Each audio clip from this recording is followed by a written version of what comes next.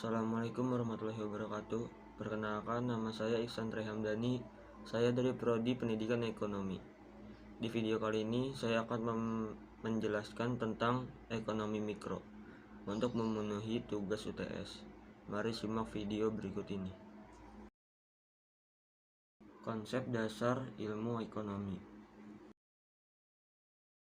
Ruang lingkup ekonomi. Ilmu ekonomi dibagi menjadi beberapa kelompok, yaitu 1. Ilmu ekonomi murni, 2. Ilmu ekonomi terapan, 3. Ilmu ekonomi yang sifatnya penunjang. Sifat teori ekonomi yang perlu diketahui bahwa teori memiliki 4 unsur penting, yaitu asumsi, potensi, dan membuat ramalan. Pelaku kegiatan ekonomi yang termasuk dalam pelaku kegiatan ekonomi diantaranya yaitu 1. Rumah tangga, 2. Perusahaan, dan 3. Pemerintah.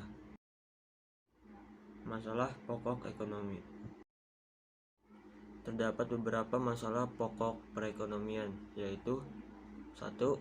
Masalah pokok perekonomian klasik, 2. Masalah distributif, dan 3. Masalah konsumsi. Terdapat beberapa sistem perekonomian, yaitu 1. Sistem ekonomi tradisional, 2. Sistem ekonomi komando, dan 3. Sistem ekonomi liberal, dan 4. Sistem ekonomi campuran. Pola kegiatan perekonomian. 1. Perekonomian subsistem. Dalam perekonomian subsistem ini, perdagangan dilakukan dengan cara barter. 2. Perekonomian uang. Dalam perekonomian uang, alat yang digunakan dalam tukar-menukar ialah uang. Konsep permintaan. Permintaan merupakan sesuatu hal yang dilakukan individu atau kelompok sebagai konsumen untuk memenuhi kebutuhan akan barang dan jasa pada berbagai tingkat harga dan waktu tertentu. Juga disesuaikan dengan pendapatan yang tersedia. Faktor teori permintaan. Terdapat beberapa faktor yang mempengaruhi, diantaranya adalah 1. Harga komoditas itu sendiri, 2. Harga komoditas lain yang berkaitan erat dengan komoditas tersebut, 3. Pendapatan rumah tangga dan pendapatan rata-rata masyarakat, 4. Corak distribusi, 5. Citra rasa masyarakat, 6. Jumlah penduduk, dan 7. Ramalan mengenai keadaan di masa yang akan mendatang. Konsep penawaran. Penawaran adalah keseluruhan jumlah barang dan jasa yang produsen ingin tawarkan pada berbagai tingkat harga yang berlaku di pasaran dalam satu periode tertentu. Faktor penawaran. 1. Harga dari produk yang ditawarkan, 2. Harga dari input yang digunakan untuk memproduksi produk tersebut, 3.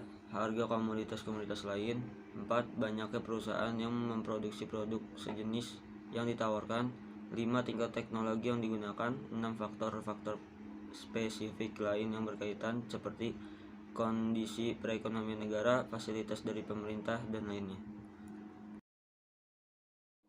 Pengertian keseimbangan pasar. Keseimbangan pasar adalah suatu keadaan saat jumlah produk atau barang yang diminta sama dengan jumlah barang yang ditawarkan pada harga tertentu. Proses yang terjadi pada keseimbangan pasar. Beberapa hal tentu mempengaruhi terjadinya proses dalam membentuk keseimbangan pada pasar.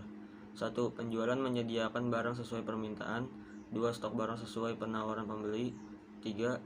Keseimbangan permintaan dan tingkat ketersediaan, 4. Adanya kesamaan jumlah antar stok produsen dan permintaan konsumen. Cara menentukan keadaan keseimbangan pasar. 1. Menentukan keadaan keseimbangan dengan tematik, 2. Penentuan harga keseimbangan. Penentu elastisitas permintaan.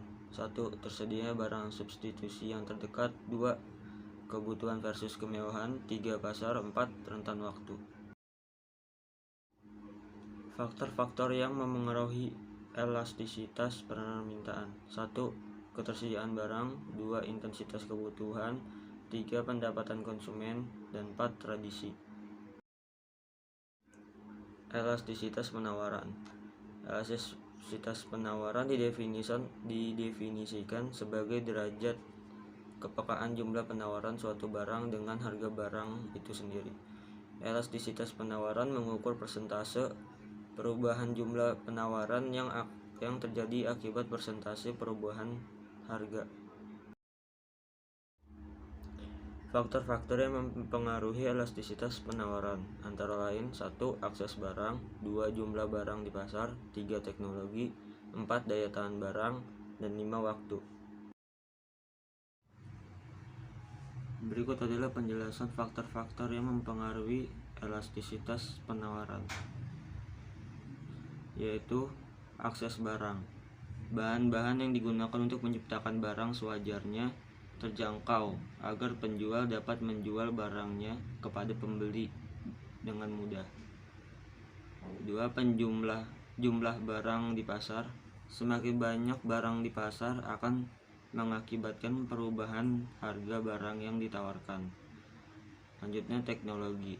Teknologi yang semakin maju dapat meningkatkan produksi barang yang ditawarkan ataupun menghasilkan bahan-bahan yang mudah diakses.